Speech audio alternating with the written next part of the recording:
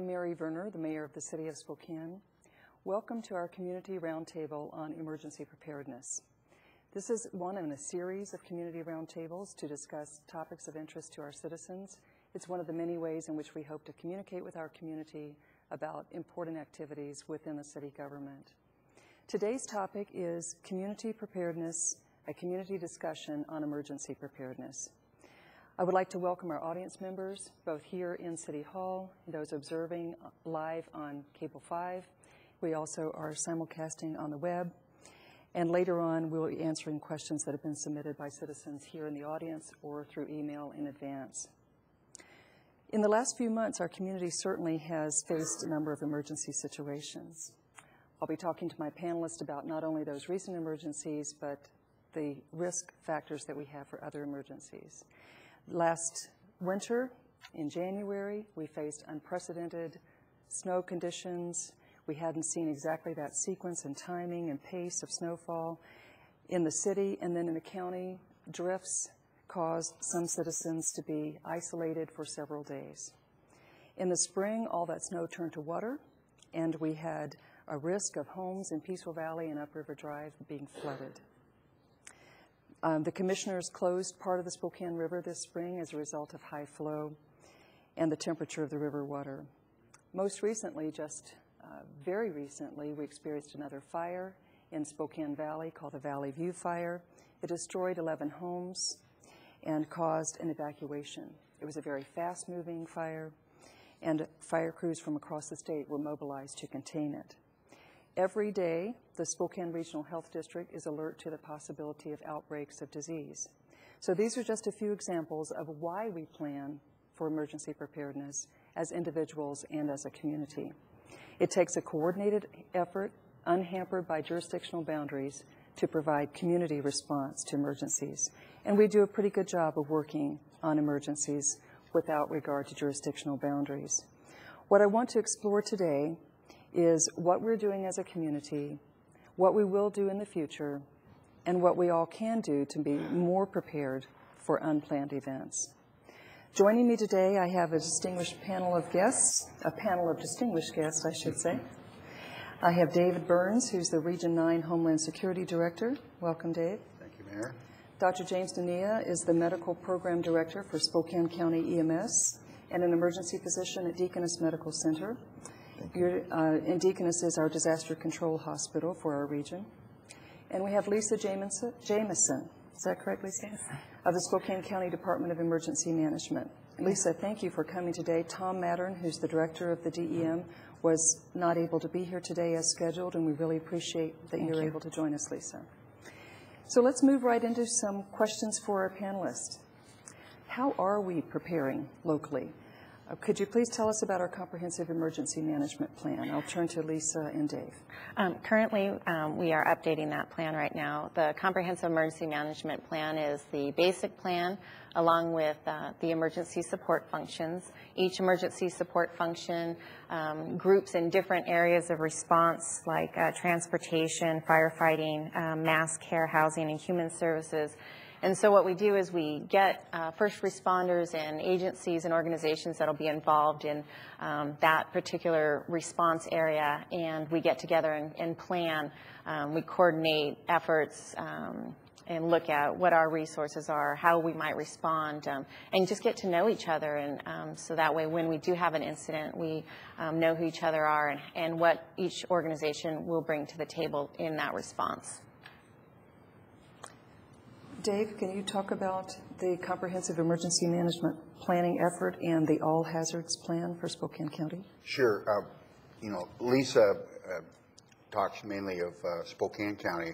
I can say that we work with all the surrounding counties too. That's what I do. And literally Spokane County's plan is, a template for the other counties, the other 10 counties in this region.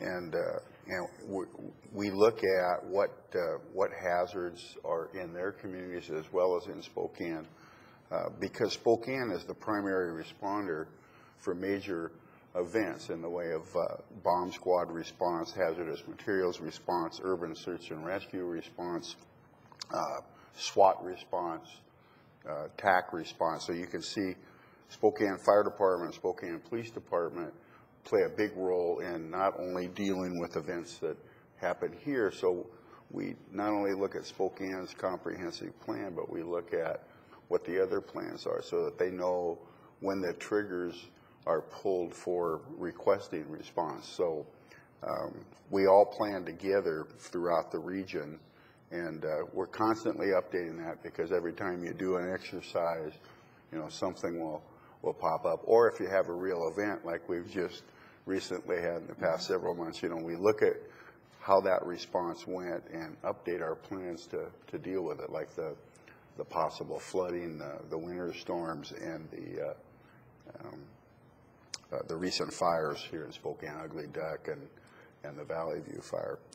So all of those things are looked at, and typically from Homeland Security, they're talking about terrorism a lot, and we certainly have a concern about that because we have a lot of homegrown folks in the area, but it's hard to balance that out with looking at what really occurs here on a regular basis, and that's typically fires, floods, winter storms, and I think Lisa can probably talk to that a lot. And it's fairly typical throughout the region. We have very similar problems throughout the region. So let's talk about that a bit. Of course, anything could happen. So do we have to prepare for everything, any possible event? How do you address that in the plan? I think we address it with an all hazards approach. Certainly there's going to be incidences that come up that, will have their particular cases, such as a medical epidemiologist kind of thing. But we use an all hazard approach to our planning. Do you rank the hazards in terms of likelihood? We do. In 2006, we developed we coordinated a mitigation plan for our community, and our office is all the jurisdictions within Spokane County, and so there was a group that got together and kind of evaluated and prioritized our hazards locally. The first three being a severe local storm, wildfire, and hazmat are the top three hazards in the area. All right, so a severe storm, depending on the season, is going to be a different kind of storm. Are we prepared for any storm in any season? We have flooding, snow events, and I think when we have incidences like the snow event that happened or the flooding, we do learn from those and incorporate them into our planning process like Dave mentioned. Okay. Is a tornado included in the storm plan? It is. In fact, we had a tornado come through here in '98 that hit the northern part of the county, and we responded to it effectively. But you never know what's going to happen here. We've had a tornado. I don't know if we've had a tsunami. I think there was one years ago on the Spokane River down by where the Spokane dumps into the Columbia. But one thing I wanted to mention is that, as Lisa was talking about the plan, there are emergency support functions that support that plan. It's not the responsibility of the emergency management offices to plan for all those things. It's their responsibility to pull all the key partners together to develop the plan for those things. So, Department of Emergency Management still relies on fire to deal with fires. They still rely on law enforcement to do that, deal with law enforcement issues, public works to deal with flooding and building collapse and those sorts of things. So they're called to the table, and everybody participates in the planning process. But each individual department and agency is responsible for their own personal planning on how to deal with issues, small issues escalating into larger community issues. So the Department of Emergency Management is in the position of coordinating all that planning exercise into one big plan. Correct. And then what we do with that is, like Lisa talked about, the top priorities. We look at those top priorities, and if we haven't trained on how to deal with a wildland fire on a community basis, we hold an exercise to deal with that. And DEM, Department of Emergency Management, coordinates and facilitates those processes. The fire departments still do their small, they'll go to schools and do fire drills and things like that. But the Department of Emergency Management tries to pull all the community partners together to train and exercise to ensure that the plans are effective and will do the job when things hit. And do you bring in other agencies at the state and federal level, or are we trying to coordinate our Spokane County resources alone? Both, or all of them. We have ESF, I think it's Defense Support of Civil Authorities, and so we work with the military department and how they will be incorporated into our planning process, and the state agencies as well. They're involved in that planning process. Okay. And how do you make sure that the plan is a living document that changes with changes in risk or with experience? We update our plan, probably we start the process about every 2 years, and we look at the lessons learned from either exercises, real life events, and just the different people coming to the table to look at what changes might need to be made, what are the different threats that need to be addressed. Okay. And do you have active and consistent representation of all the departments in your planning exercises? We do invite people from all the disciplines to participate in that planning process, either by email, meetings, discussions. Okay. How about updates to the plan? Are they required to be conducted on a regular basis, or do you just voluntarily make updates? No, we are mandated by the state of Washington to have those updates, and we will submit this plan that I'm currently working on right now to the state for approval, and then making sure it's in alignment with their plan and their goals. Okay. Do you have a deadline for submitting that updated plan? My goal is August, the end of August. We're almost complete. There's a few changes to this particular plan, and so we've been working on incorporating those changes. I just wanted to mention I was the local emergency manager for Spokane County, and even before that time, we did a lot of exercises in the community. And as the local emergency manager, the 8 years I was there, we did an exercise every single year where we brought in fire, law enforcement, hospitals, public health, and that still occurs today.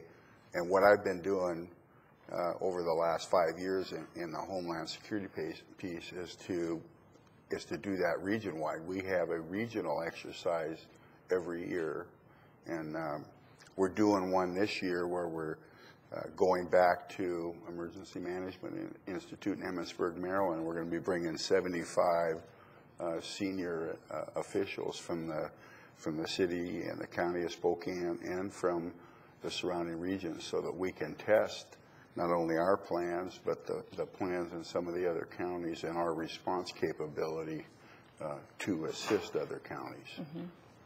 Well, that sounds very useful. I know in the Valley View fire, the state mobilization was challenging because there were fires in Wenatchee and Stevens County and the city of Spokane and the city of the Valley all simultaneously. Disasters don't necessarily wait to be convenient when they occur. Let's talk a little bit about the role of the disaster hospital, Dr. Nania. All of these incidents that have been referred to can and probably do result in some injuries. Sometimes with the outbreak of illness, people wind up in the hospital. Well, sure, almost always. And from my prejudice point of view, it's one of the most important things, whether it's a man-made or natural disaster, that we attempt to mitigate the loss of life and limb in the occurrence. I think both Lisa and Dave touched on it nicely. I can tell you that 25 years ago at our monthly disaster, I think we called it disaster planning committee back then, 30 years ago, there might be 8 people. And when we reconvene in September, it's more likely there'll be 40 or 50 people there. In part, that shows, I think, increased national awareness of the need to be prepared and be ready to meet all hazards. And it's a very robust planning process that goes on here in Spokane. And I'm proud of the practicing we've done, whether it's on the retreat format, which is rare and requires you appeal to do that for federal support, or our local drills. In the past quarter of a century, we've had the nation's largest simulated mass casualty drill out at the airport And we have practiced, and I can tell you, Mayor Verner, that every practice we've done has been imperfect and has taught us what we need to look at, whether it's communications, redundancy in certain areas, or things we just couldn't anticipate, even though we planned to meet that particular goal. I remember poignantly in the awful Fairchild tragedy, perhaps our most dramatic mass casualty event, we had practiced significantly just 1 month prior. And the fact that we were practiced in a mass casualty circumstance no doubt mitigated the potential greater loss of life than occurred in that awful event. And some of the very things we practiced shortly before that were done in that drill, including the role of the Regional Disaster Control Hospital. There are several functions or potential functions for a hospital to do. In the short term, that hospital is tasked with helping make the assignment of patients based on availability of resources in Spokane. We're facing a difficult time in that regard in that we don't have an abundance of hospital beds, particularly critical care beds. Occupancy in our hospitals has climbed, and over the last 20 years, the capacity of the hospitals has decreased. So that if we're going to be dealing with a multitude or a good number of significantly injured patients, we will have to distribute them throughout our city and perhaps throughout our region based on their types of injuries and their medical needs. So in that capacity, the Regional Disaster Control Hospital at the very initial level is required to liaison with the field commander or the officer in charge of transport and receive direction. Well, we can send several patients to Holy Family Hospital right away. They can take 4 at Sacred Heart. They can take 4 at Deaconess and Valley. Now things are getting tight. Can KMC in Coeur d'Alene, will they receive some patients? What about Lewiston and so forth and so on? So initially there's a role in helping with the distribution and triage of the patients so that we can get them to what they need the soonest. Beyond that, a situation like ice storm, for example, there were many extensive medical needs where the hospital resources need to be pooled and in some cases exported to shelters to support the Red Cross work there or to anticipate more prolonged displacement of patients who have chronic medical conditions. So at some point when we're faced with an event of major human health consequence, orchestration of hospital-based resources to be integrated with the field to make the best utilization of the resources within the hospital is an important responsibility for the Regional Disaster Control Hospital. Is that responsibility resting on your shoulders, Dr. Nania? Are you the control point for the medical response? Mayor Verner, we'd be in bad shape if we're resting on my shoulders. No, we have people assigned at the hospital who have that specific responsibility. True, all our hospitals in Spokane are a level of designated trauma center.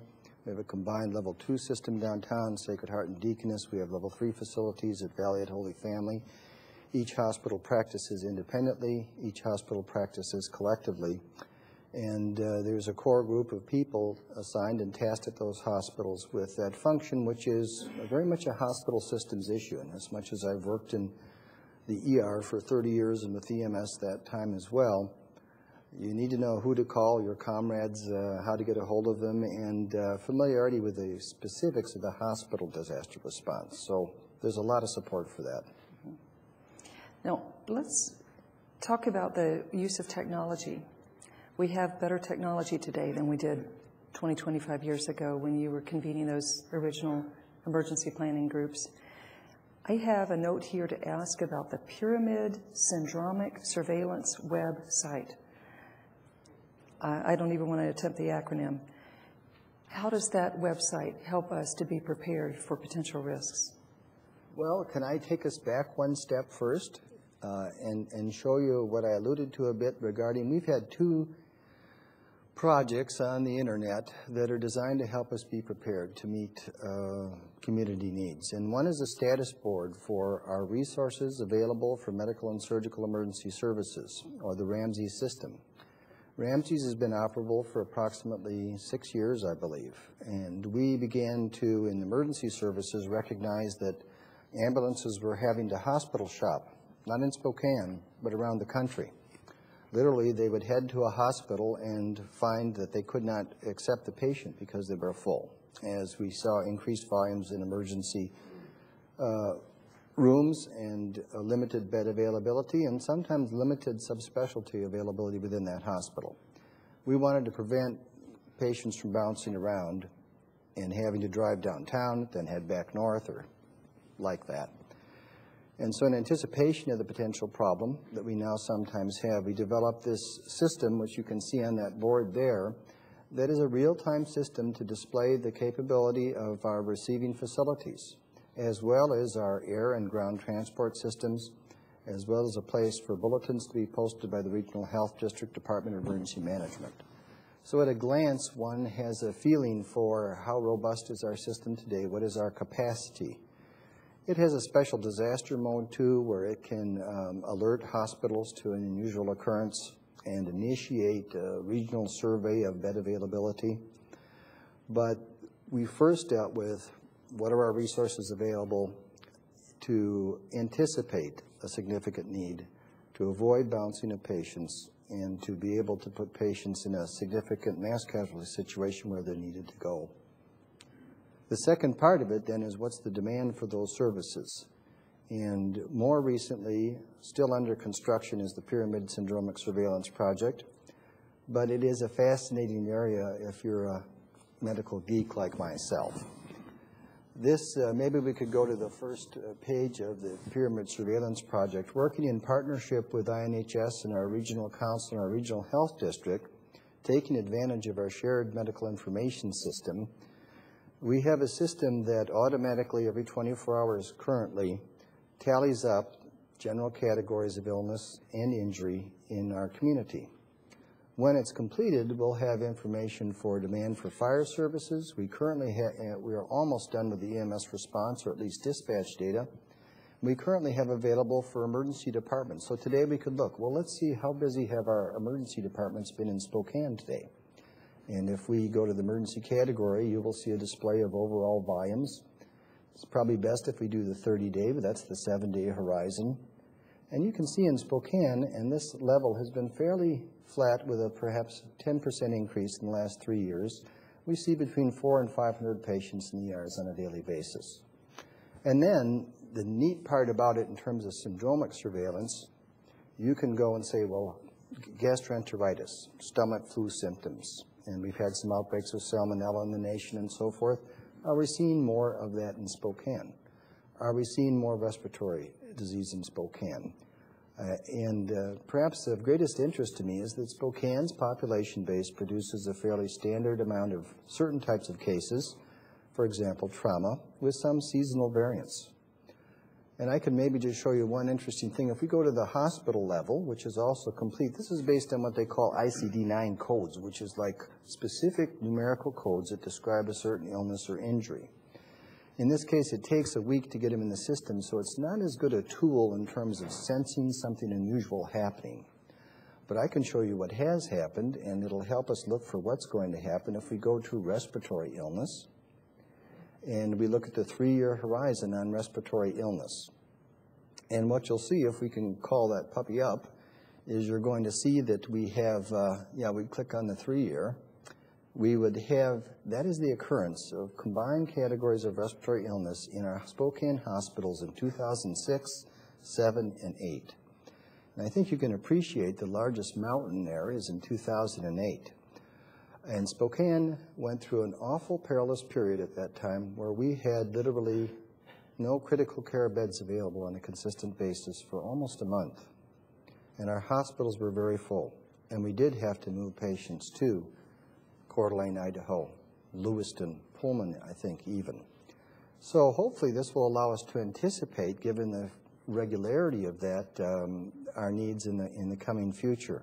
And I can show you what made up a good part of this. Can we click on influenza there? And, as a provider who worked in the ER yesterday, we probably failed to diagnose and maybe treat not best cases of influenza till we know they're around. For example, might use antibiotics until we figure, well, this could be the flu and may not need treatment or may need antiviral treatment. Well, this surveillance system will tell every provider when it's fully implemented whether influenza is in town. And behind a big portion of the respiratory illness, you can see the 3 periods of occurrence for influenza in Spokane in the last 3 years. And what we're learning also is the kind of flu, A, B, mostly A, mostly B, seems to make a different shape. So that we're beginning to get signature patterns for certain occurrences of disease in the community that, again, once we start to see it, now that we know what it looks like, hopefully we'll be able to anticipate it. Our regional health district can alert us to the fact, and we can treat and more appropriately. And perhaps most exciting, if we see it early, maybe we can mitigate it, decrease the occurrence by putting good emphasis on respiratory hygiene, and actually see a peak that should have been much taller not grow so big, perhaps next year. Mm-hmm. Well, this is a marvelous use of the technology that's available to us, and I really appreciate the explanation. You've mentioned the squeeze that most folks who are in emergency management fully recognize here in Spokane, the squeeze between the need for available hospital beds and our diminishing adequate number of beds available in our local hospitals. Maybe I'll address this question back to you, Dave. What capacity do we have to meet surge demand in the event of a mass casualty? I lived in Hurricane Alley for a while, and I know that occasionally we would call on the military to bring in a floating hospital from the Navy or a field hospital. Would we exercise that option here in Spokane?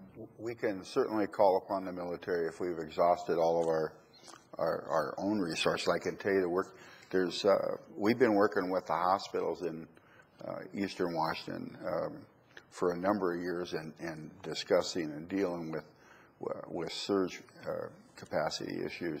Just recently, through some federal dollars that came through the state, this region purchased 2 hospital trailers with gowns and gloves and oxygen and supplies necessary to establish an alternate care facility if we had, a major incident. Now, that's not going to fully answer the problem, but there's only so much money and so many priorities. But at least we're moving towards that. We're working right now. There's a healthcare coalition in Eastern Washington, and we're working through that coalition to establish priorities for the coming years, for the next 3 to 5 years, with what we're going to do. And that's like number 1 on our plate, is how do we establish more alternate care facilities with equipment, and then not only the equipment in an established site like a community college or wherever we pick, but trained personnel that can staff those facilities. And we've been working very close with the Medical Reserve Corps, which has a number of retired professional physicians and nurses and paramedics that we can call upon to come and help staff those. So we're working those issues with various grant funds, but we are definitely concerned not only about if we have a big incident, but like Dr. Nania said, we're running into situations where there's no beds available, and it's not only here in Spokane or in this region or in this state, it's all across the country. It's that way everywhere. So if you say, well, we're just going to take people to Butte, Montana, they're probably full too. Mm-hmm. So we've got to take care of ourselves, and that's what we're doing through this healthcare coalition, and the hospital committee is developing that capacity to deal with a large surge. Mm-hmm. Well, I'm really pleased to hear about your provider, your physician, and emergency medical response personnel plan. If I think about worst case scenario, which sometimes makes me feel better about day-to-day life if I think of what it could be, and our discussions around a pandemic flu outbreak were ones that call into question our resources across the board, because of course those who'd be providing medical treatment are as susceptible as anyone else to the highly contagious flu outbreak.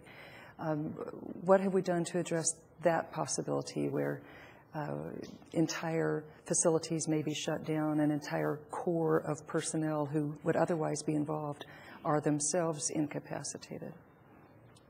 Well, I think one good thing in that this ongoing planning and dialogue with the people who would be involved has led us to understand that your system and the care providers you're going to count on are going to be compromised by that kind of event. So I would bet everyone involved in our planning process or the subject of a pandemic, which we think will happen sometime, knows, based on historical precedent, that our own system providing care is going to be compromised, so that some people will be homesick, some people will be home taking care of their loved ones. And knowing that helps you recognize there'll be even a greater scarcity of resources. We also, I think, perhaps somewhat unique to pandemic planning, working with the Regional Health District and the Department of Emergency Management, the Medical Reserve Corps, have tried to establish a plan and some triage tools where determinations will be made who needs to go to the hospital, who can stay at home, and how do we provide care for them when they're not in a healthcare facility, and how do we set up alternative healthcare facilities. So recognition of that extreme circumstance that we believe will visit Spokane sometime is going to be a unique situation and is going to require more significant triage from the 911 call that the dispatch officer may triage the patient to stay home, or we're going to send someone to see you, to when the EMS provider meets a patient and says, well, you're going to be okay to stay home, or you have to go to the hospital right now. The goal always to be doing the most good for the majority of people, but trying to use some objective things such as degree of fever, age of the patient, oxygen status, to see who needs the most needs what will admittedly be scarce resources. So we've tried to anticipate that to some degree. There's no question when that happens, if that happens, it'll be a real challenge though. We want to cover this morning how citizens can be prepared for disaster. And right before we close, we'll come back to some specifics because we want to make sure that that's the take-home message here today. A mass casualty response kit, can you talk about how you as the planning entities are preparing for mass casualty and how that leads into what citizens need to do? Well, on a greater level, one, to have a plan, to have practiced the plan. Really, our strength, when we have dealt with mass casualty, fortunately, infrequently, but again, I remember Fairchild, I remember 100-car pileup on the highway. We've had some toxic gas exposures, chlorine, sewer gas, and firestorms. Really requires, probably after all is said and done, how strong your EMS system is on a daily basis is going to determine a lot with how well you do. One of the themes I've noted, and I think we all share in disaster planning, is give us a week and we can look very organized. And yet, much in many of the different scenarios, not necessarily pandemic, but traumatic injury events, the first 24 to 48 hours will be critical as to how many people live or are injured or don't make it. And having a good, strong EMS system that's contemporary, that's adequately staffed and funded is probably our best investment because they're going to be doing what they do every day, but on a greater scale. So maintenance of our current EMS system with our public and private partnership, contemporary protocols, their involvement in practicing for mass casualty events is probably where the biggest investment has been and still needs to be, to see that when something really awful happens of a magnitude we are going to have trouble with, we have an idea of how to proceed. The 3 T's, triage, treatment, and transport of the patients to get those who need hospital resources to the hospital as soon as possible. This is part of our culture, I hope. This is something we practice. The challenge is when you don't have a real-world situation or real-life situation like that frequently, to put yourself in that mindset and think that way. And we hope by our practice and having these themes part of our culture that we'll be able to adapt. And to a significant degree, for the major events we have adapted. But it isn't business as usual, and that's always an opportunity for difficulty. Dr. Nania touched base on, we had talked about technology, and Dr. Nania had talked about triage and maybe people staying home or, coming to the hospital. One of the things that the voters had passed was the 1/10 of 1%. And I'm coordinating the efforts for the emergency notification system here within Spokane County. And that's hopefully one of the things that it will be able to do. Technology will be able to pull people at their homes and with different symptoms or ask for information that will help maybe guide them to go to the hospital or to stay in place. And so that's one of the things that we are working on here locally, and the reverse 911 system for evacuations. And it will have many capabilities, but that polling would be one of them. That's an important point, Lisa, and we certainly appreciate that the voters supported the emergency communications measure, with reverse 911 being one of the most important features. Always it seems like in an emergency communications is our breakdown, our area of improvement, and that's one of the things that I think will help get the information out, get good and timely, accurate information, and so we're very excited about that. You talked about the exercises and sort of the real life component when you put real individuals in, where a planning exercise is for the hypothetical individual. Do you discuss in your planning exercises the real life challenges of folks with disabilities, whether they're physical or mental or otherwise, sex offenders of levels 1, 2, or 3, and how you deal with them in a mass casualty? Talk to me about some of your thinking when you're examining various scenarios of an actual emergency in the community.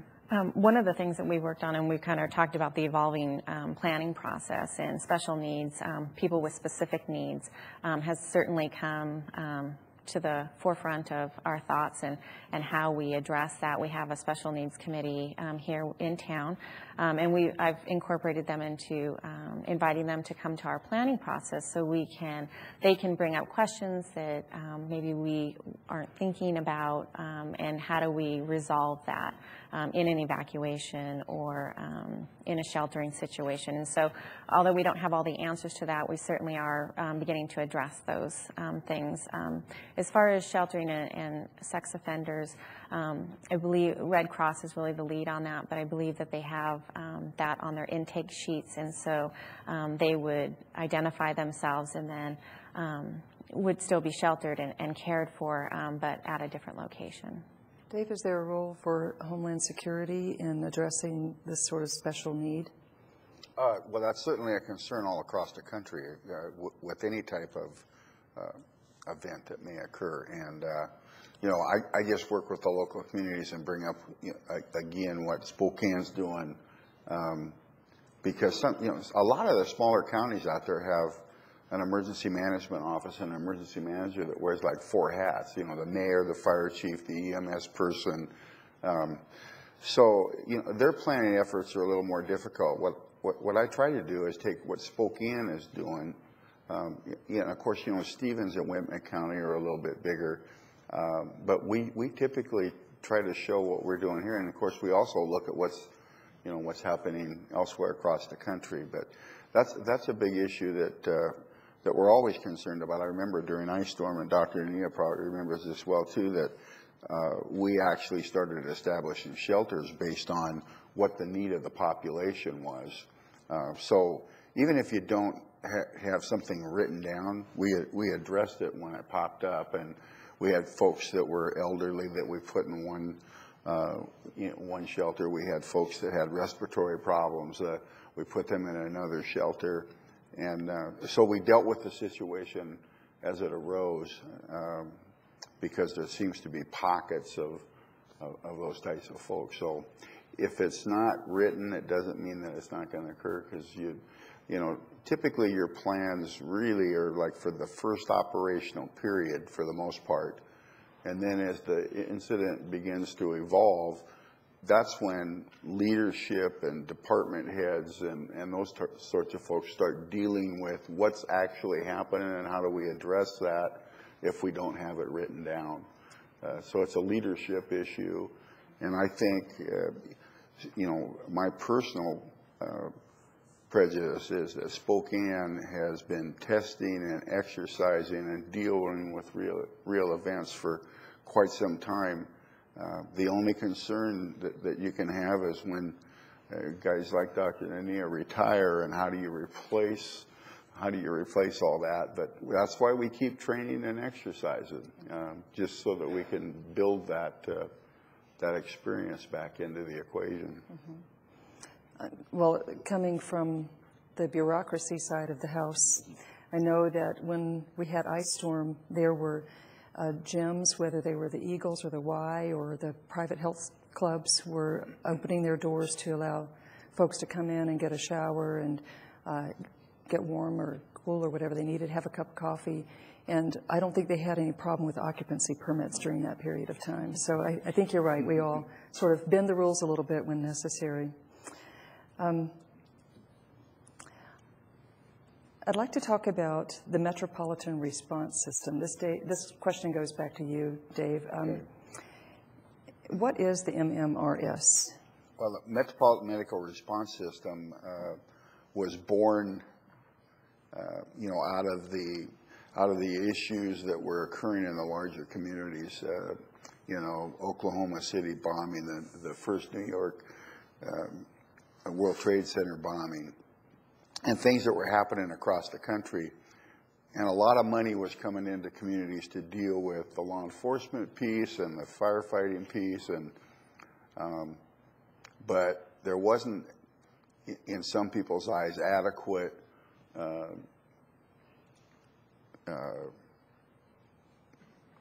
money coming in to support the medical piece of. So the Metropolitan Medical Response System was born out of that.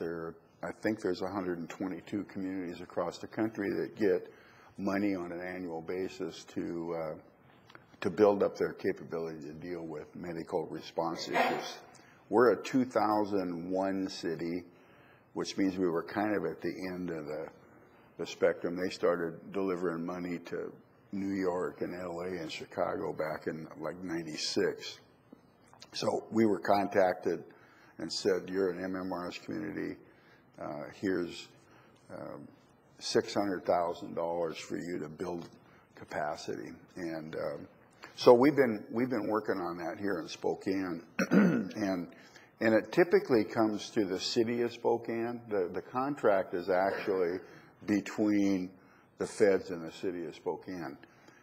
But when we were notified, we talked at that time to Mayor John Talbot and said, we recognize that the money is actually between the feds and you, but in Spokane, we have pretty much been a team from a county perspective. We have hospitals that are outside of the city. At that time, it was, Deer Park, but we have players in the valley. So we built the capacity based around countywide effort. And most recently, this last year, that we even used some of that money to build communication capabilities in some of the counties outside of Spokane. But that was primarily done because Deaconess is the medical control hospital, and we needed to better communicate from healthcare facilities outside of Spokane County to Deaconess. So we use that money to again, to train, to exercise, to plan, and to equip. And as with the hospital trailers that I talked about, Spokane built 2 basic life support MCI trailers and 2 advanced life support MCI trailers, so that they can bring some additional supplies and equipment to the scene. So those are strategically located. We've built decon capability throughout the county. We've purchased pharmaceuticals to deal with chemical or biological exposure. We've helped fund the Pyramid Project out of MMRS. And so it's the medical response. That pyramid response that you described earlier. Correct. Okay. Yeah, MMRS helped fund that. So we actually have a committee of people that law enforcement, fire, public health, volunteer organizations, emergency management, hospital, hazmat. So those folks come together and set priorities and figure where should we spend our money to better deal with what's currently going on and what we anticipate in the future. We've helped fund a medical reserve corps, the training of people. So that's what it's mainly focused on medical from a federal level, but in Spokane we've recognized that it's a big community effort. I'd like to call a couple of people up, and while they're coming up, I'll ask you some more questions. But we have representatives of the Spokane Fire Department and the Spokane Police Department. If they could come forward and be ready to address one of the community's questions. I understand we have Chief Schaefer, and I think it's Lieutenant Stevens. Could I turn to some questions from our audience? Because there's so many of them. We've discussed pandemic planning a little bit. Currently being addressed in all of your planning exercises? Sorry? Pandemic planning? Yes, in MMRF and within the local hospitals and public health. I might say that we have had a number of exercises with public health. One of them dealing with pandemic flu, but we've done, I think in the last 8-10 years, we've included public health in every step of the way with our plans. And pandemic is one of the things that we've dealt with, but it's an issue, and you know, right now in this region, we have a regional public health group, we have a regional hospital group, a regional EMS group, and so, you know, we train together and work on those issues. As a matter of fact, one of our biological exercises that we did on a regional basis, that's where Dr. Nania and Ray Tansey came up with this concept about we should be able to rapidly identify when something bad has happened in our community. How can we do that? That's how Pyramid was born. But Lisa, when you itemized those top risks, we have assessed the likelihood of those risks. Would you please repeat what those top risks are? The severe local storm, wildfire, and hazmat. Flood would be the fourth. But. Okay. So you didn't list a pandemic outbreak of some sort of illness, but of course we know that that could happen anywhere. It's not unique to our geographical region. Disease epidemic is on the list. It's one of the top 10. Okay, it's in the top 10. Yeah. How about a question that comes up often is, of course, we were originally a railroad city, and we still have a lot of rail activity, including those hazmat cars that frequently travel north, south, and east, west through the heart of our city. What are our preparations for a derailment? We have a local emergency planning committee that gets together that specifically addresses the hazmat issues. I know through MMRF, the hazmat team's been able to get detectors that would be able to, like the Pyramid Project in syndromic surveillance, would be able to detect airborne hazards in the air. So we could rapidly detect maybe if we weren't able to identify what the hazard was. Okay, so that's detection, and you have your emergency response team, so they need to know what they're dealing with. Right. Our viewers are, for the most part, not going to be members of the response team, so they're going to want to know, how does this affect the individual citizen in their home when the news breaks out that a hazmat tanker has derailed?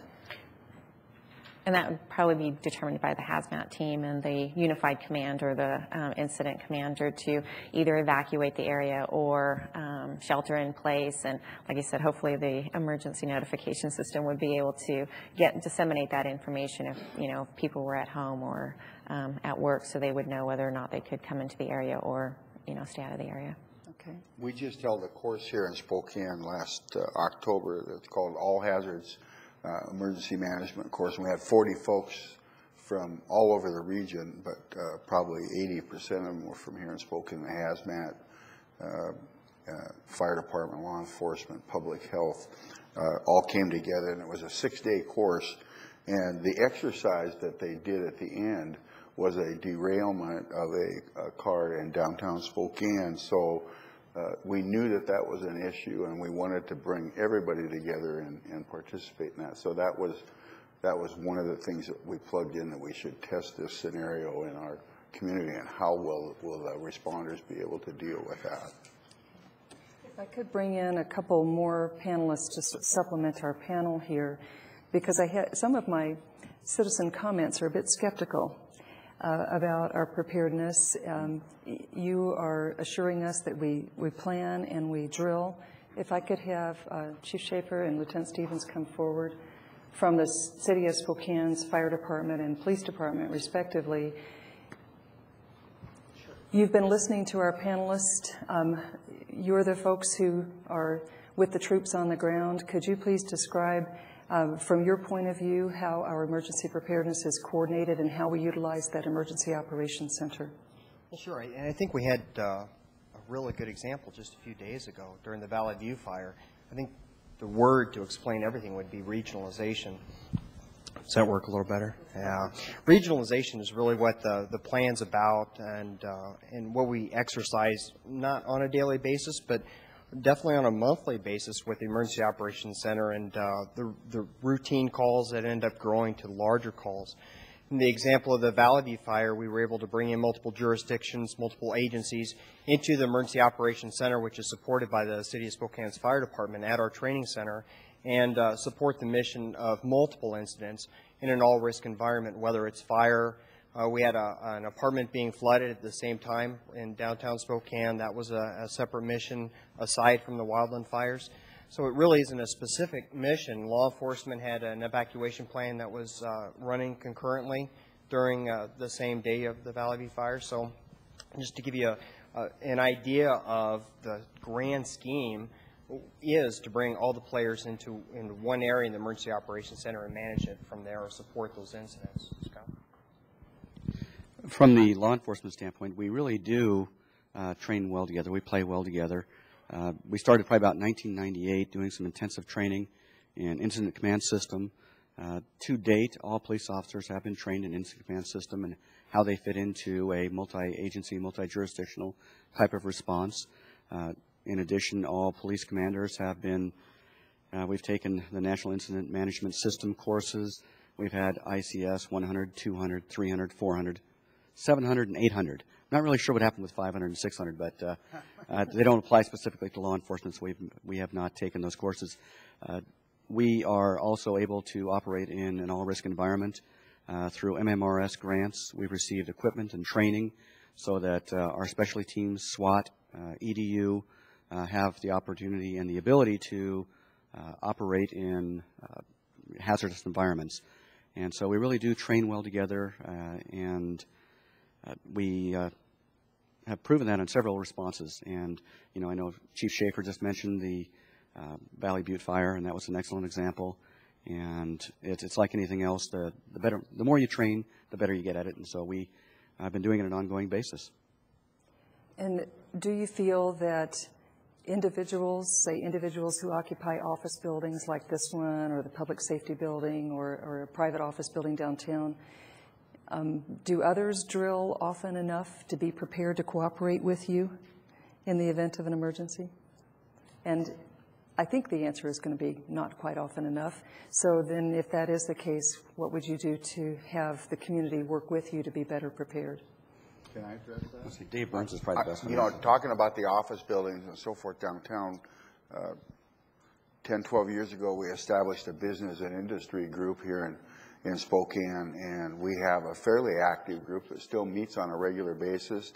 They reach out and try to touch their other business partners and say, you know, can we help you build a plan? Can we work with you on evacuation, on any number of issues? And they, you know, they meet monthly, not during the summer, but through the fall. And they have a website. They, you know, they provide information. In fact, they work real close with the with the fire department a number of years ago to develop an after the fire pack for the business. What do you do?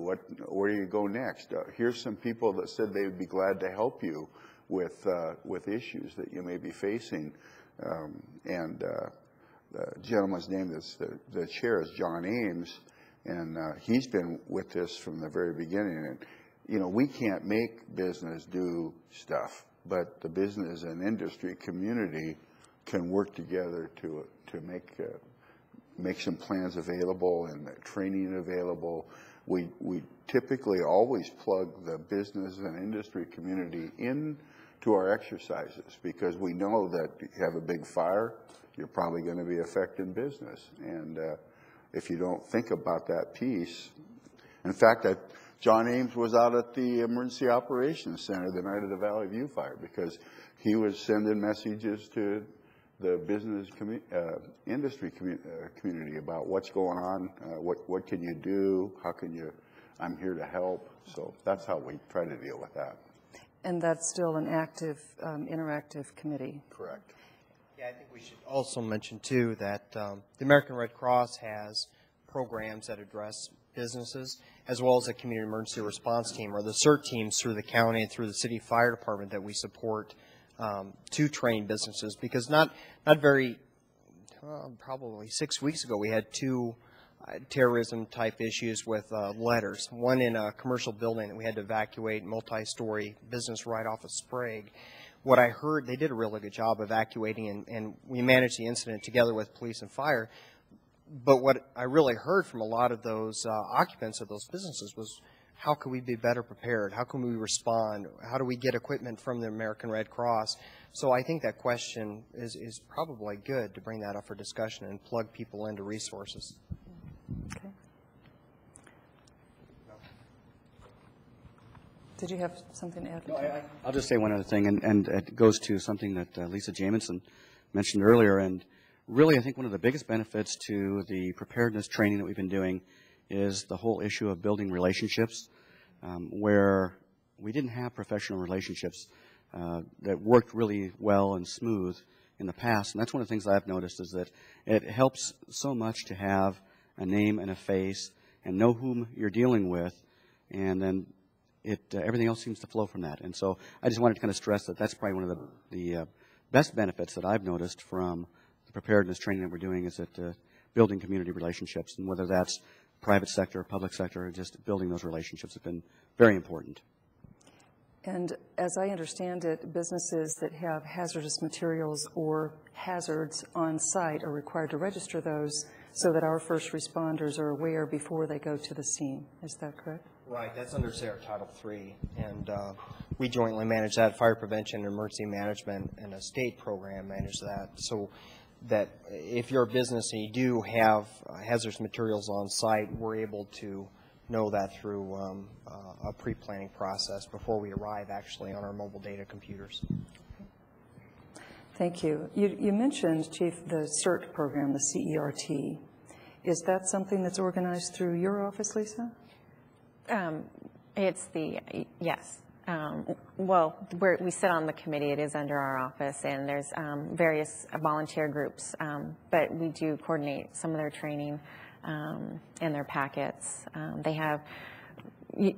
They used to work through our COPS and SCOPE stations, and so they would, gather in those areas, but individually as teams, and so they would be able to respond within neighborhoods. Do we still have active CERT teams throughout the city? We do, and they, that was, with special needs, they're one of those groups that we're trying to incorporate into our planning process for site security and other areas. I know they do fire suppression in their training, and so we're still trying to incorporate them into our planning process. So when there's an incident and we activate like an emergency support function, that they know their role and other people know their role when they show up at the scene. If a citizen wants to become involved in a community emergency response team, how would they do that? Chris Byrnes from our office really coordinates that piece for our office. So his email address or contact our office. Okay.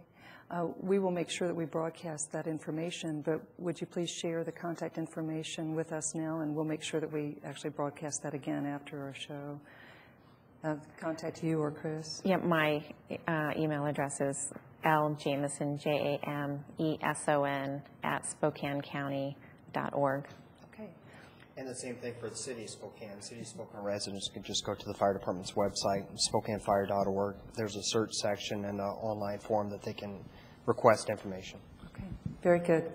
And with regard to communicating among all those agencies that need to respond to an incident, how is that coordinated at all these different levels that all of you are engaged in? I know we have the big communication center that's located near one of the fire stations by Feltz Field, but how does this really work in a given scenario? How does the communication system work? Who starts the bringing together of the emergency response? You know, if an incident occurs and it escalates, then as it escalates, the people that or the organizations that are affected or are going to be needed in the response are called if they're not already there. The comprehensive plan lists where you're supposed to go if things get bad, and that's because you may not have, you know, a radio or a telephone. So major players, and you were there at the Emergency Operations Center at the night of the Valley View fire, and so was Ted Danick. People are directed in the plan that if something bad happens and they think they need to be there, come there to the Emergency Operations Center. But the day-to-day stuff, it's, you know, it doesn't change a great deal. All it does is gets bigger. You know, police and fire deal with issues that on a day-to-day basis, you know, an auto accident or, you know, a robbery event or a hostage event, they deal with those things. But as the thing starts to escalate, you might be bringing in other partners. You might be, they may want to evacuate a neighborhood because of a hostage situation. We would ask the Red Cross to come in and join that piece. So you just, you bring the folks in as the incident escalates. And once you've utilized all your resources, you know, you look at other MOUs or plans that you have in place with your surrounding partners and try to exercise those. And then if that's not working, you go to the state and ask for support. So all that really happens is the incident just starts getting bigger. And as it gets bigger, you just have, you have to deploy more resources to it. And as that happens, you start calling in more partners to help. I know the police department does that, as does the sheriff's department. You know, when they run out of resources to deal with things in the city, they call the sheriff's office to help, or some of the other departments around the Valley Police Department, Cheney Police Department, Medical Aid. They have those resources. And then once that is exhausted, then they have to start looking around the region and then go to the state. And in order to keep all of that activity organized, you use a standard ICS or incident command system, correct? And then, so do you ever, you establish that there's going to be one incident command post with an incident commander, maybe some field command sites. How does this work? You're looking at me. Well, I tell you, you're only as good as your last incident. And I think every incident that Spokane has managed or has mitigated, they've learned something from, to the point where I think right now police and fire are extremely organized, as well as our friends here at Emergency Management. From the fire side, there is 24/7, there is an area coordinator. The area coordinator position is responsible for managing the resources in the region, the fire resources. Because really, like we saw in the Valley View fire, when we have a crisis or a disaster, there's one fire agency in the Spokane region. We respond as one. We don't care what color the fire truck is. We don't care if they're career volunteer. The purpose is to fulfill the mission. And we do that. We do that really well because we've made mistakes in the past and we've improved on each one of those mistakes. So the area coordinator is responsible for supporting those multiple incidents. We had 4 or 5 different major incidents during the Valley View fire, and we supported that. In fact, we exhausted our mutual aid. Stevens County was unavailable because they had a major incident. We called the WSP chief and said, we've reached that threshold. We need to request state mobilization. And the governor gets involved, state patrol chief gets involved, and that pretty well opens up their checkbook and the resources in the state. So we actually have West Side companies, fire companies coming over to help. And that's all supported by one person volunteering their time as the area coordinator. Rich Kness, Bobby Williams, and some of the other chiefs around the county fulfill that position voluntarily. And law enforcement. Ditto. Okay. Be short and sweet. So. Yeah, he gets out of it. But that was a lessons learned. We always have one person that's accountable for watching those resources or managing those resources. And then we have a duty officer that's on shift 24/7 to receive calls. And so if the fire department wanted resources and other agencies wanted resources, then we'd probably pull together at the Emergency Operations Center and kind of evaluate the situation to say, hey, what's going on? Can we utilize the resources differently, or to see what even the resources are? So we're always on call as well. And Dr. Nania, in the event of a major incident, does the designated disaster hospital become the control center for medical response, with a commander somehow going through that designated hospital? Well, the Regional Disaster Medical Control Hospital will be responsible for hospital-based resources. They may be involved in the release or the sending of teams to the field, but most likely not. It's our EMS system, as established under the Incident Command System at the scene or scenes or area, in hopefully an organized fashion that's going to take care of the patients in the field. But then as they move to the hospital, and we have to distribute them within the hospitals, the initiation of the disaster response, the recruitment of additional personnel from home, physicians, nurses, and technical support, would be anticipated and started by the Regional Disaster Control Hospital. We can count one of the things by virtue of practice, and one of the themes I think Dave Byrnes is partially responsible for here, is we know that communications, at least in the very acute phase, will fail. And if you read the descriptions of different natural and man-made disasters, communications are always a problem up front. The cell phone systems are overloaded. The ground lines are down, and so forth. And it seems every time there's an event, that same problem is repeated. So part of, I think, the value of reading and practicing of it is we need to anticipate that will happen.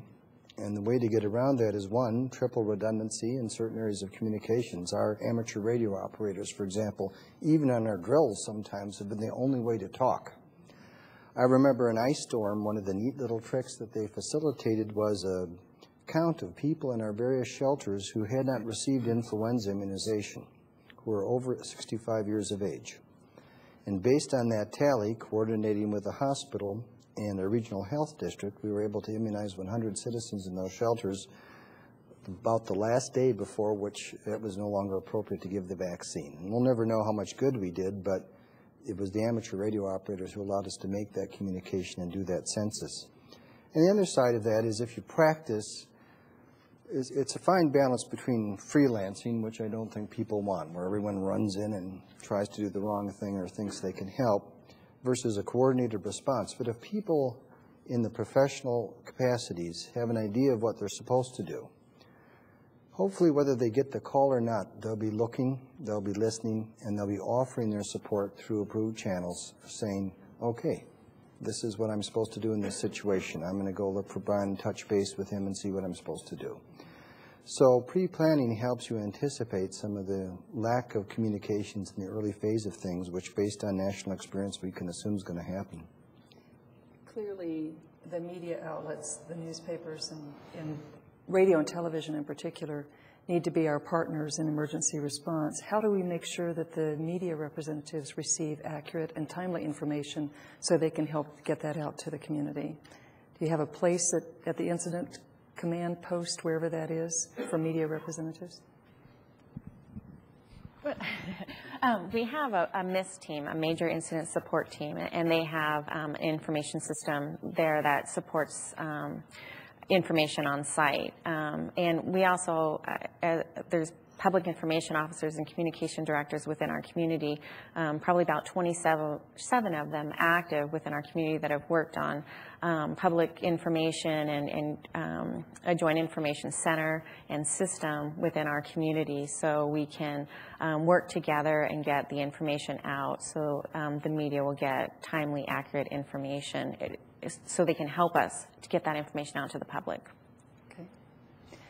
And that was a pretty big cultural change, to be honest with you, several years ago. I think when the idea of incident command really started moving forward and we designated PIOs and we pushed information using technology, it was somewhat of a culture change. And I think under at least your leadership here at the city and the philosophy of maintaining a transparent government, we've been able to facilitate that internally and externally using the incident command system, our PIOs. It's worked really well, I think, with media being our partners. Of course, we have other governmental partners that may not immediately become apparent, but do you think about the city of Spokane has two perfect seasons, and they are spring and fall, because the city becomes impassable at times in winter due to snowfall or ice conditions, and in summer, repairing the streets after the winter conditions. So in the event of an evacuation of large numbers of individuals, how would it work for us to coordinate with those public works entities who may have the evacuation routes blocked at any given moment, whether they're state highways or local streets? Maybe Scott can answer.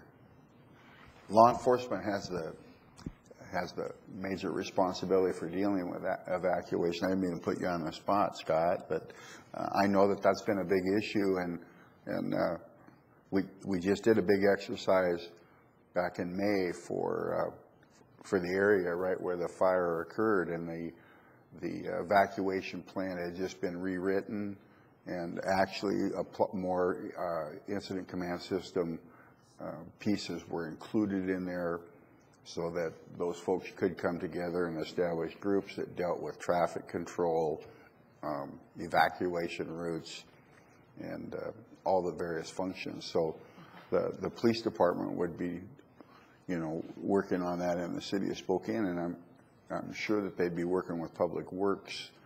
And again, it's if you don't have it planned, if people start calling in and saying, I can't get up division, Scott would be he'd probably call Public Works and say, maybe I better know where the roads are closed. So anyway, you want to talk more, Scott?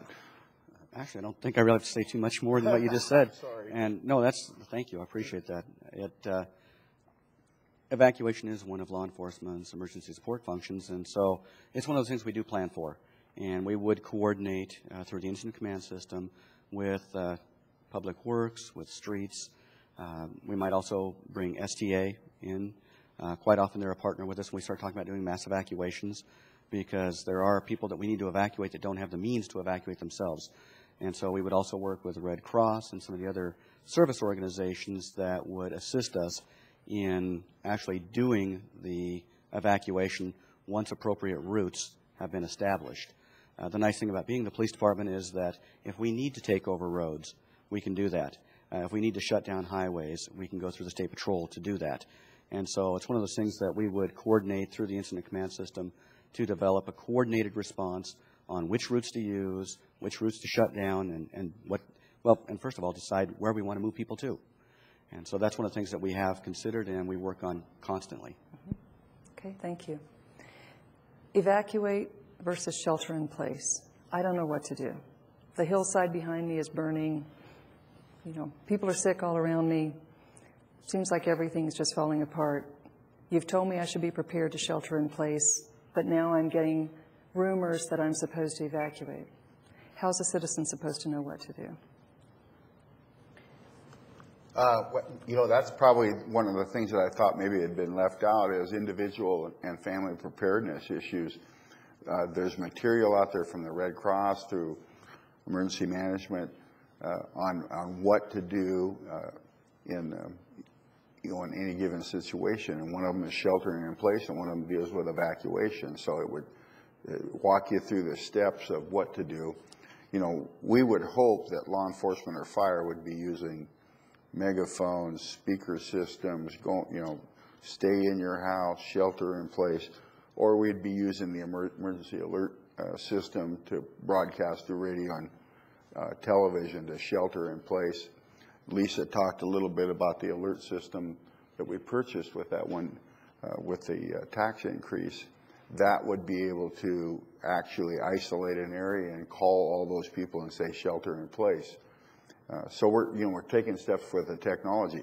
I would think probably the biggest thing is if it smells bad and it looks bad, you probably ought to just close your doors, tape up your windows, and get to the center of the house, unless you're being told to evacuate. A little bit of it has to do with just spotting things. If it smells bad and it looks bad, probably don't want to go out there. But you can also see signs and symptoms. You may see dead birds. You may, any number of things that may trigger you. I think Chris Byrnes brought a book of disaster preparedness books that talks about individual preparedness, what supplies they should have in their house. I don't even think they build houses with pantries anymore. So, you need to have food, you need to have medications, you need to be individually responsible for up to 3 days. And that's a key to any of these disasters is personal, individual and family preparedness, neighborhood preparedness. If you know that Mrs. Jones down the street is in a wheelchair and something bad happens, somebody should check to make sure she's cared for. What is this? Is this backpack what I need to have in my house to be prepared for 3 days of isolation? Well, is that a Red Cross? Yeah, Yes. it is. Unfortunately, they're not here, but yes, we work closely with the Red Cross, and I think, it's where is she out there waving? There's information and so forth out on the table that the Red Cross has provided. They work very closely with the Emergency Management Office and fire and law enforcement in their communities and work with individual preparedness, training people on CPR and first aid, showing them what they should have in their home or in their car in the event of an emergency. And it's about us taking care of ourselves so that we don't have to rely on somebody else to do it for us. Mayor Verner, you should have 6 of these wonderful kits, but although their contents may vary in general, they have some purified water, some purified food source, a bit of sheltering material, safety material, and key instructions that, there's some notes one needs to keep in one's pocket for unusual events. And what do I do in this circumstance? And there are reference materials in there. It's a wonderful contribution the Red Cross makes available. It looks like in this pack there are emergency food rations that look a little bit more tasty than the ones I've seen before. You have plastic sheeting. That would be for sheltering in place, face blankets to keep you warm. Some of this stuff I don't. Oh, water container, yeah. Okay. Clean water is vital. Here's some drinking water. Sorry if I'm not talking about your kid as well as you would. A poncho. I mean, there's a first aid kit. Yep. Flashlight. No battery. But there's a light stick. Yeah, there's a light stick. So you could probably go through here. But also in the back of the emergency preparedness guide, there's things in here that show what you should have available to you. And one of the big things that people forget is medications. You want to make sure you have your medications with you, because if you leave your home, you may not be able to get to someplace without them.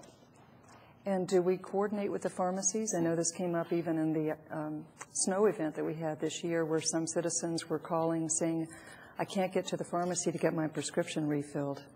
How would we respond to a major incident in having folks be able to get their medicines? Well, I would say that we typically, when we have major events, have volunteers. Like during Ice Storm, we had a number of volunteers available at the Emergency Operations Center. When people called in and said, I need firewood, or I need medications, or I need food and I can't go get it, volunteers would go load up whatever it was and bring it to them. So there is a volunteer base there that's available to do that. And we work, with the food bank and all of those organizations to help in that process. So they call into a non-emergency number and say, I need firewood or I need pharmaceuticals or whatever it might be, and we send a volunteer out to help.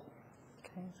And I think that's one of the things, too, that the MIST team supports. I remember back when we did the snowstorm, we sit down as an emergency operations center and define our objectives. For the MIST teams, one of the objectives was to organize a volunteer contingent and get medications to the people that we couldn't reach. And they fulfilled that objective by using volunteers. We're an all-risk organization. Regardless of what the threat is, we respond to it, and we're supported by our individual agencies, fortunately. So you need to have a personal preparedness kit no matter what kind of incident we have. Lisa, you showed us this book. Let's advise the public, where can they get this resource guide and what sort of information might be available on the web? I think we have SpokanePrepares.org. SpokanePrepares.org will provide a multitude of information and trainings that we coordinate through our office. And Washington State Department of Emergency Management also has a one-year plan that you can be prepared, your home, your pets, and yourself. And how could they get a copy of this book? Do we have them available in public offices and libraries? We have them in our office. Okay. Yeah. In the past, and on the internet.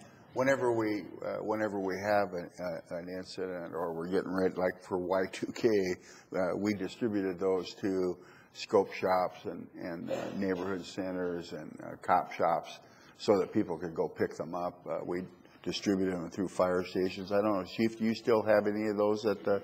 Yeah, I think we do. Yeah. City fire and stations. if people need them, they can contact the Department of Emergency Management. But we typically try to get them out through as many sources as we can. And if you're not a paper type person, again, it's SpokanePrepares.org, where you could get updated information and advice. I see the duct tape in here, and I think I bought a case of duct tape for Y2K. Is my duct tape still good to use after 8 years? Or should I refresh my supplies periodically? Well, I would suggest that maybe you just try it. Yeah, like batteries, you got to check it. Yeah. Okay. How often should an individual update their emergency preparedness supplies? Boy, that's a good question. I would think most of this stuff, I don't know about some of the folks in the audience, but when I was in the military, we were eating C rations from World War II that were vacuum packed. So I don't know that some of them will have an expiration date on them, so you just need to check things out for expiration. Most of this stuff is, in plastic bags. I would just check it and make sure it still works. You should do something with your children, a fire plan with your children. And one of the things you could do is, once a year we're going to do a fire drill and we're going to check our aid kit. I want you guys to check this, get them involved. And so I don't know that there's a set amount of time to check it, but most of the stuff will last pretty much forever, as long as it's maintained in a vacuum pack. That's great advice. Preparing for a major emergency, as well as just reminding the kids that if something happens to the adult in the household, call 911 and someone will be there to help. Now, I've had a card from a viewer suggesting that the mayor should call a drill. Actually, I'm not sure the mayor has the authority to call a drill. I know that the mayor has the authority to declare an emergency for purposes of bringing in additional resources. But is it possible to have neighborhood-based drills? Can the CERT or others initiate a drill exercise so that folks can determine whether or not they really are as prepared as maybe they think they are? Yeah, Councilman Al French was one of the first people in the community that went through the CERT training, and actually we worked very closely with the Nevada Lidgerwood neighborhood, and he put together an exercise up there with the school and with the hospital and with the CERT, and it worked out, real well, and it was all generated within that neighborhood, and whoever was involved in that neighborhood, the hospital, you know, the local fire station. They were all involved in the drill. So it's just like doing your own individual preparedness, do your little neighborhood preparedness. Yeah, and if you don't have CERT members, train some. Sorry, Lisa. No, I recommend people contact their scope or their local scope or neighborhood watch stations and see if they would coordinate that effort. We can certainly help. Right. We have just a few minutes left. I'd like to have each of our panelists have an opportunity to make any wrap-up statements. Police and fire, any words of advice to our community? Probably, Beth, the only thing I would add at this point is that really training is important, drilling is important, and being a cooperative member of the community is critical for everyone's success. And whether that's police, fire, or emergency management, we all work together, and we look to the public to support that as well. Thank you. Can I say ditto? Yes. Yes. Personal preparedness is really just one of the main things that we like to put out there, because without that, it mitigates that response. So checking on your neighbor and just kind of moving out from your home into your neighborhood and then into the community, and volunteering with organizations to help in that coordinated effort. Well, yes, I want the people of Spokane to know a lot of good people have practiced and attempted to prepare us for the next thing. When we have had some really bad things, it's gone well. It could have been a lot worse.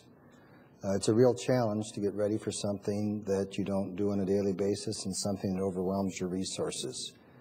How we do next time, I don't know, but it won't be because we didn't try to prepare for it.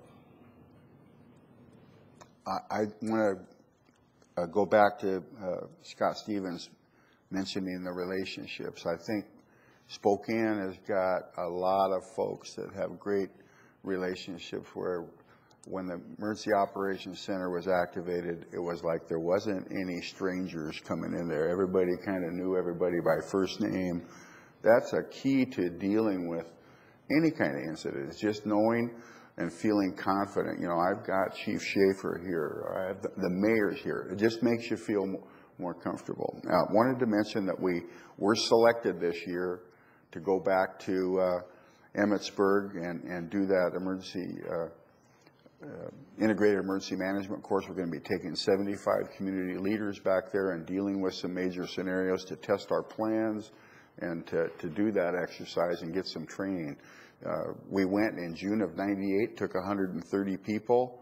We broke the bank. They have since said it only can take 75 because Spokane was the first one to ever bring that many folks back there. So I know we have a lot of interested and concerned people because we've done this before, and we're going to do it again. Very good.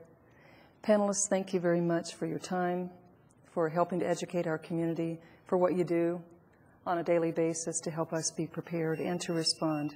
We greatly appreciate it.